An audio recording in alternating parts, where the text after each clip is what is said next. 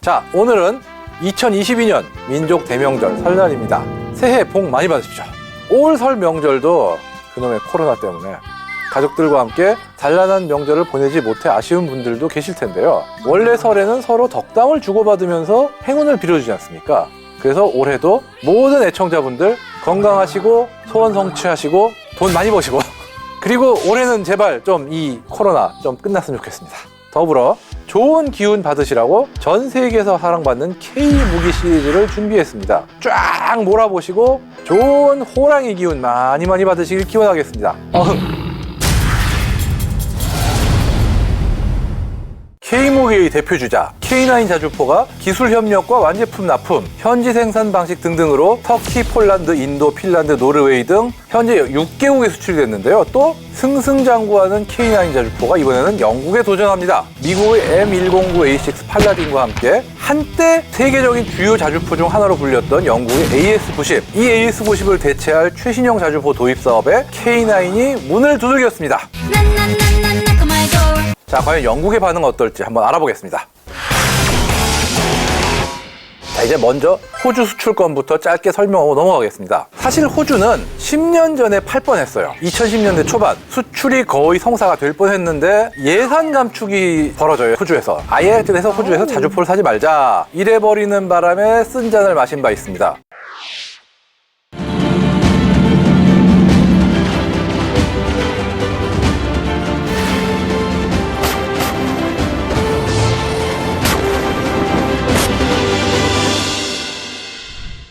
AS9은 K9A1의 호주 수출형인데요. 자항갑이 3톤이나 강화돼서 방어력이 높아졌습니다. 이게 왜 이러냐? 아마 시가전 같은 상황에서 유사시에 자주포가 직접 직사 화력 지원을 할 상황까지 대비한 것처럼 보여요. 실제로 장갑만 강화된 게 아니라 포탑 위에 원격 조종 무인 총탑까지 탑재했기 때문에 예를 들어서 적에게 사격을 받는다. 이럴 때는 위에 장착된 원격 조종 무인 총탑으로 사람이 나오지 않고도 반격을 할 수 있게 된 거죠. 물론 탄약 보급차인 K10도 15대가 AS10이라는 이름으로 같이 세트 판매가 됩니다. 둘이 세트 하죠 진짜. 이 1조 원대 사업으로 화제를 모으고 있는데요. 그러나 현재 가장 관심을 모으는 건 역시 영국입니다. 영국 육군은 기존에 쓰던 AS90 자주포가 30년 넘게 사용한 노후 장비가 됨에 따라 7년 내에 최신형 자주포 116문을 도입할 계획인데요. 2025년에는 최종 사업자를 선정해서 2029년에 전력화할 예정인데요. 유력 후보 중 하나로 우리나라의 K9이 들어가 있습니다. 물론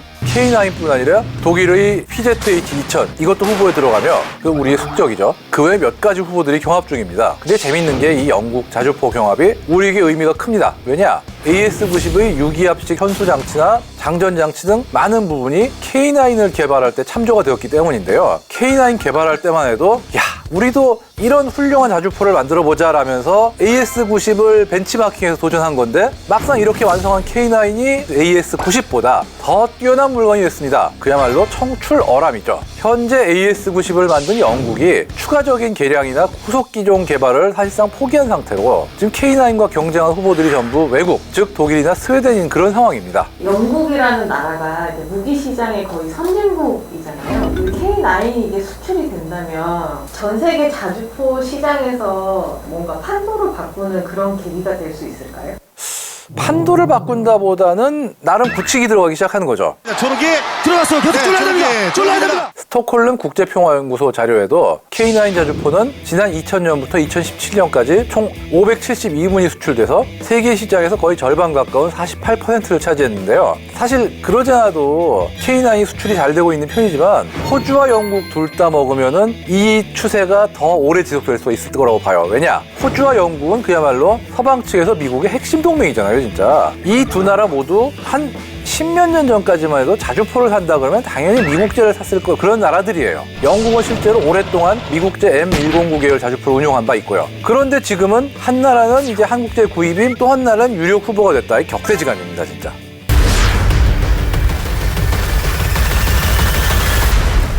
이 K9은 최신 개량형인 K9A1도 아니고요. 더 개량형이고 아직 국내 전력화된 K9A2입니다. 이 K9A2의 첫 수출이라는 면에서 만약에 영국에 수출이 되면 앞으로 이 K9 시리즈 수출에 또 중요한 영향을 끼칠 거예요. K9A2는 당연히 A1보다 더 발전했겠죠? 예정대로 개발되면 우리 군에 2027년부터 배치될 전망입니다. 뭐가 다르냐? 지금 K9은 5명이 타요. 근데 이게 3명으로 줄어듭니다.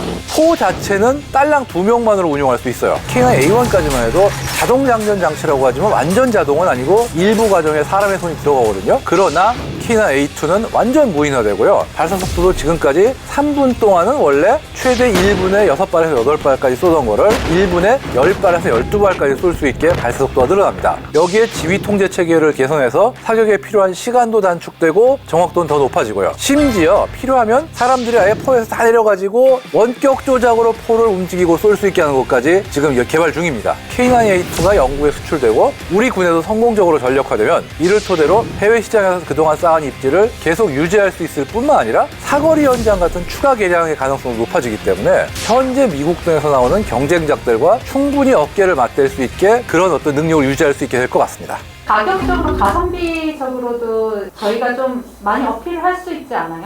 아, 그럼요. PZH-2000하고 비교하면은 아무리 봐도 K9이 싸고 PZH-2000도 지금 뭐 원격 조종이라든가 이런 식으로 개량을 하면은 결국은 같이 값이 오르니까 K9A2가 값이 올라도 경쟁력이 있지 않을까 그렇게 생각을 하고 있습니다. 영국은 그러면 주로 이 자주포를 어디에다 배치를 해서 어떻게 쓸까요? 영국은 땅으로 주적이 밀고 올 그런 나라는 아니잖아요. 섬나라니까. 하지만 해외 파병이 많은 나라입니다. 실제로 이라크전에서도 AS-90이 파병이 돼가지고 화력전 임무를 한 바가 있고, 최근에는 이 러시아의 위협이 발트 3국 지역에 계속 있기 때문에 이 폴란드라든지 리투아니아 같은 발트 3국 지역에 가서 훈련도 많이 하고 유사시에 그쪽으로 전개될 가능성이 높아요. 그렇기 때문에 아마 이 신형 자주포가 도입이 되면은 가상적국을 러시아로 삼고 운용되지 않을까 그렇게 생각을 하고 있습니다.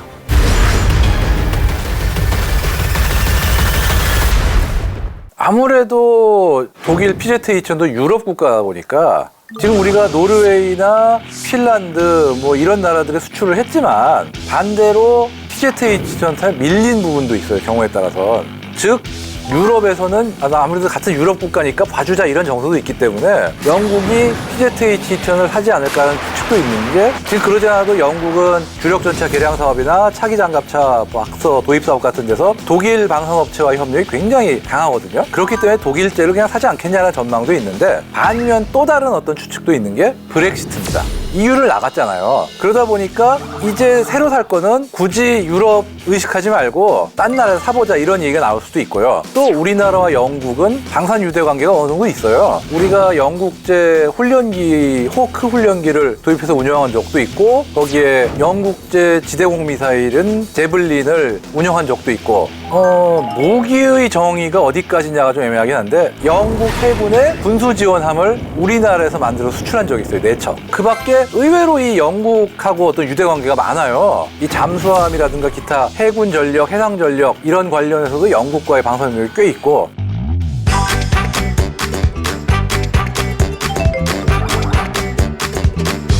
영국 입장에서도 장기적인 어떤 무기 수출이나 이런 거를 경제협력 관계를 기대해서 또 이 K9을 낙점할 수도 있는 거예요. 그러니까 아무도 예상은 못해요. 확실한 건. 가능성은 저는 나름 있다고는 봅니다.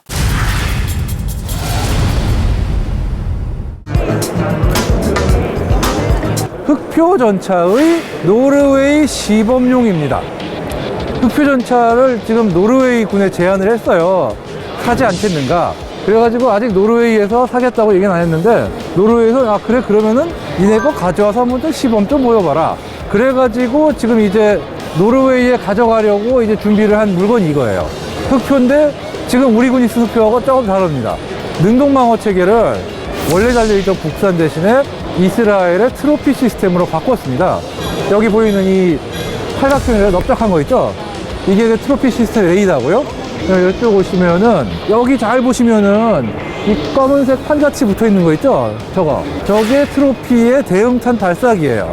크레머와 같이 평평할 수 있는 게 탄을 쫙 넓은 무리로 딱 쏘거든요. 그래가지고 뭐 RPG-7이라든가 전차 미사일을 말 그대로 맞춰서 떨어뜨려요. 흔히 얘기하는 하드킬 능동방어체입니다. 또 다른 거는 저 포탑 위에 보면은 RWS가 달려있거든요. 무인 원격 총탑. 저거는 노르웨이 때의 프로텍터라는 겁니다. 노르웨이 군이 쓸 거니까 당연히 노르웨이 때 무인 총탑을 달겠죠. 그리고 가장 눈에 잘 띄는 특징이 뭐냐? 색깔이 달라요. 노르웨이 군 도색이 이렇게 딱 색깔의 경계선이 딱딱 끊어지고 같이 각이 돼 있어요. 그래서 아주 그 국군용하고는 구비를 확실하게 됩니다. 노르웨이 갖다 보여줄 거니까 걔네 색깔대로 칠하자, 이런 겁니다. 얼마 전 노르웨이의 겨울 성능 실험 테스트에 참가하기 위해서 흑표가 노르웨이 땅을 드디어 밟는 영상이 공개됐죠.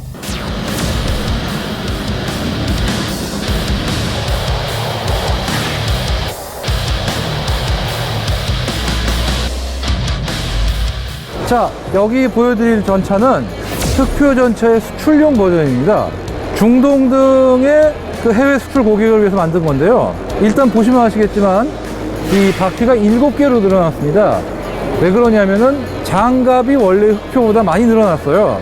여기 차체 측면, 포탑 측면 정면 모두 원래 흑표보다 더 두꺼운 게 달려 있습니다. 심지어 포탑 상부 장갑까지 강화가 되어 있어요. 그러다 보니까 차체가 더 무거워지고 그만큼 원래 6개의 어떤 바퀴만으로는 감당이 안 되니까 한쪽에 7개씩 달았습니다. 그리고 뒤쪽에는 무인 원격 총탑을 달고 좌측에 하드킬용 능동방어 장치가 있고요.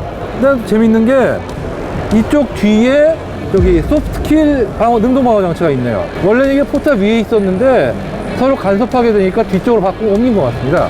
흑표 전차는 중동의 몇몇 국가들의 현재 수출이 제한되고 있고 또 폴란드와 노르웨이도 수출이 지금 제한된 상태라 아직 실적은 없지만 여러 나라에 제한되고 있으니까 곧 좋은 소식이 들리길 기대해 봅니다.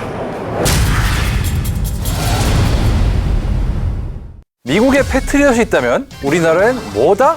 중거리 탄도탄 요격 미사일 천궁2가 벌써 해외에서도 비상한 관심을 갖고 있는데요. 천궁2 어떤 물건인지 한번 알아보겠습니다. 그런 천궁2가 있으면은 1이 있냐 없냐 물어보시는 분들 계실 텐데 있습니다, 당연히. 먼저 천궁1이 나왔어요. 천궁1은 비행기를 잡기 위해서 만든 미사일입니다. 그게 옛날에는 우리 군이 호크라는 그 미국에서 들여온 미사일을 썼는데 이게 천궁1 배치될 때까지 자, 좀 계산 좀 하겠습니다. 10년, 20년, 30년, 한 40년을 썼어요, 거의. 되게 오래 쓴 물건이라 개량을 해도 정말 이건 너무 오래된 물건인데 특히나 문제가 호크는 공군 방공표에서 호크 써보셨던 분들 알 거예요. 정말 움직이고 설치하고 다시 움직이는데 토 나오게 복잡하고 사람 손 많이 가고 피곤합니다. 원래 호크라는 미사일이 1950년대에 개발된 물건이에요. 그러다 보니까 그 독일에서 중국 패트리엇을 들여오고 그러고도 호크 대체는 결국 늦어지다가 이제 천궁1이 실전 배치가 되면서 그때부터 이제 도태가 시작된 겁니다. 참 노인학대 간신히 끝냈죠. 그렇게 천궁1이 나왔고 천궁2는 2012년부터 국방과학연구소 주관으로 개발해서 다수의 시험 발사에서 100%의 명중률을 기록하여 2017년 6월 전투적합 판정을 받았습니다. 당시 시험 발사된 천궁은 공중에서 2차로 점화한 뒤 마하 4.5의 속도로 날아가 약 40km 떨어진 표적을 정확히 명중시켜서 그 요격 능력을 검증받았습니다. 기존 천궁과 비교해보면 앞부분의 탄 직경은 거의 비슷해요. 그런데 추진부의 직경은 커졌습니다. 한마디로 비행 속도를 더 빠르게 해가지고 도달 고도를 또 높이고요. 거기에 더해서 이 탄도탄이라는 물건이 정말 엄청나게 빨리 내려오거든요. 그렇기 때문에 대응 시간이 빨라야 되기 때문에 그만큼 속도도 더 빨라야 돼서 그래서 추진체를 더 대용으로 붙인 겁니다. 천궁2는 천궁1에 기본적으로 갖추지 않았던 탄도탄 요격 능력을 갖춘 이게 사실 사람들이 좀 착각을 하는 게 천궁2는 천궁1을 살짝 개량한 정도로 생각하는데 그 기술 자체는 기반으로 했지만 그냥 다른 미사일이다 라고 보시면 돼요. 탄도탄 요격 체계라는 게 사실 일부 선진국에서만 개발이 성공한 최첨단 기술이 적용된 유도무기 체계죠. 천궁2는 탄도탄 요격을 위해서 교전 통제 기술과 다기능 레이더의 탄도탄 추적 기술이 적용됐다고 합니다. 특히 중요한 게 뭐냐면은 미사일만 빠르고 정확히 쏘는 게 아니에요. 제일 중요한 거는 적 미사일을 추적하는 레이더, 그리고 그 레이더로 또 동시에 우리 미사일도 통제를 해야 되거든요. 그러니까 우리 미사일과 적 미사일을 둘 다 같이 동시에 파악을 할 수 있는 첨단 레이더 기술이 있고, 그 레이더로 받아들인 정보를 소프트웨어적으로 처리를 해가지고 사용자에게 보여줄 수 있는 소프트웨어 기술 등등, 한마디로 얘기해서 굉장히 여러 부분의 기술이 적용이 되지 않으면 만들 수 없는 거예요. 그렇기 때문에 천궁2는 그냥 간단하게 만든 게 아니라 다양한 부분에서 많은 기술을 같이 개발하면서 만들어야 했던 그런 물건입니다. 90년대 말 러시아의 알마즈 안테이사와 기술 이전을 맺었었는데, 그때 들어와서 우리가 실현시킨 게 콜드 런칭이에요. 콜드 런칭이 뭐냐? 그러니까 콜드는 뜨겁지 않다는 거고 런칭은 발사니까 미사일 자체가 확 발사되는 게 아니라 가스 압력 같은 걸로 일단 미사일 한번 툭 튀어나가게 한 다음에 공중에서 미사일 로켓을 점화시켜가지고 쏘게 하는 그런 방식이에요. 그렇기 때문에 미사일 주변이 어떤 그 막 화염이 확 나가는 그런 걱정이 없으니까 훨씬 안전하고요. 또 포대 구성이나 운용 교리 등도 러시아와 꽤 비슷하다고 합니다. 대신 우리는 여기에 좀 더 성숙도가 높은 미국이나 어떤 유럽 쪽 기술이 합쳐졌는데요. 러시아의 S-300, S-400 시리즈는 측추력기용 로켓 연소관이 하나, 분사가 필요한 쪽에 노즐을 막고 있는 마개를 순간적으로 분리시키는 경우이기 때문에 사용할 수 있는 횟수라든가 추진력 이런 거에 조금 미흡한 부분도 있고 쓸 수 있는 방향에도 약간 제한이 있는데, 패트리엇 팩3 같은 경우는 그 표면에 엄청나게 많은 구멍이 쫑쫑쫑 뚫려 있어요. 360도로 쫙 위아래로. 그래가지고 사실상 모든 방향에서 점화가 탁탁탁 돼가지고 우리가 생각하기 힘든 굉장히 미세한 방향 조절이 가능해진 거예요. 사실 이게 말은 쉬운데 기술적으로 구현하기가 쉽지가 않거든요. 근데 그걸 했습니다. 이거는 사실 우리나라만 처음 구현한 건 아니지만 어쨌든 상당히 힘든 거를 그래도 우리나라가 실현을 시켰다는 점에서는 꽤 높이 살만하다고 봐요. 좀 간단히 설명을 하자 보면은 미사일 앞에 조그만 날개가 달려가지고 그 날개로도 자세를 제어하지만 그것만 가지고는 이 엄청나게 빨리 달려는 탄도미사일에 맞춰가지고 미사일의 자세를 미세하게 제어하는 게 힘들어요. 그래서 날개와는 별도로 미사일 옆부분에 여러 개의 조그만 그 로켓이 또 따로 달려 있어요. 그래서 옆에서 로켓을 뿜어가지고 이렇게 싹싹 그 사이드 스텝을 밟는다고 해야 되나? 그래서 미세한 어떤 자세 제어 가능하게 하는 세계 최고 수준의 기술이 적용됐다고 합니다. 측추력기에 의한 초기 회전 방식은 어느 선진국에서도 시도해보지 못한 기술이다. 무슨 얘기냐면요, 이건 천궁1부터 시작해가지고 천궁2에서도 구현된 건데, 이게 미사일이 수직으로 날아가요. 근데 미국 패트리엇만 해도 수직으로 날아가지 않습니다. 미사일이 일단은 발사대가 비스듬하게 목표 쪽으로 꺾어서 그 다음에 쏘거든요. 근데 천궁은 딱 발사된다, 수직으로 발사되는데 거의 그 직후부터 확 방향을 틀어가지고 날아가요. 우리나라 같이 초기부터 이렇게 측추력기로 급격히 방향을 바꾸는 경우는 뭐 없다고는 못해도 흔한 건 아니에요, 확실히. 한마디로 정말 그 확보한 나라가 굉장히 적은 고난이도 기술인데 그걸 우리가 실현했다는 거죠. 또 중요한 게 천궁1은 안에 폭약이 들어있어가지고 목표물까지 갔다 목표물 근처에서 폭발을 해가지고 파편과 폭풍으로 목표를 떨어뜨립니다. 왜냐면 상대가 비행기니까. 근데 천궁2는 똑같이 그렇게 하면은 탄도탄 요격이 실패할 확률이 높아요. 왜냐면 워낙 빨리 날아오는 거라. 그렇기 때문에 목표물과 직접 충돌하는 방식입니다. 천궁2는 실은 해외에서도 많은 관심을 받고 있습니다. 그중 가장 관심을 보이는 나라가 바로 사우디아라비아예요. 우리는 사우디아라비아의 대전차 미사일 현궁을 수출했을지도 모릅니다. 어쨌든 공식적으로는 얘도 아니고 노도 아니에요, 지금. 사우디군이 쓰는 거 동영상으로 다 유튜브에 올라오는데. 소문 다 났는데. 그래서 높은 신뢰도를 얻었을지도 모릅니다. 그래서 천궁 구매를 굉장히 진지하게 고려 중이라는 이야기가 흘러나오고 있어요. 그리고 사실은 이 사우디아라비아뿐만이 아니에요. 아랍에미리트도 마찬가지로 고민을 하고 있는데, 이게 왜 그러냐? 지금 최근에 예멘 내전 때문에 미국이나 유럽이 사우디와 아랍에미리트에 무기 수출을 잘 안 하려고 하는 편이에요, 지금. 그러다 보니까 이 두 나라 모두 우리나라의 어떤 유도 무기 체계를 어떤 대안으로 수입하려고 하는 건데, 특히나 이 두 나라는 상당히 지금 속된 말로 똥줄이다는 게, 예멘 반군이 이란을 통해서 탄도미사일 공격을 하기 시작했어요, 지금.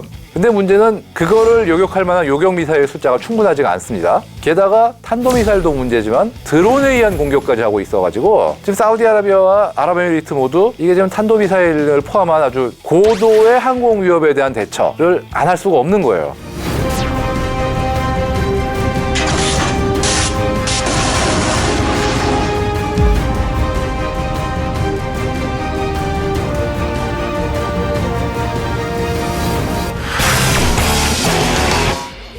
이 무기 쭉 몰아넣어서 압축해서 보고 나시니까 호랑이 기운이 솟아나죠, 호랑이. 남은 설 연휴도 즐겁게 보내시고 다음 주 이 시간에 핫한 소식을 들고 다시 돌아오겠습니다. 감사합니다.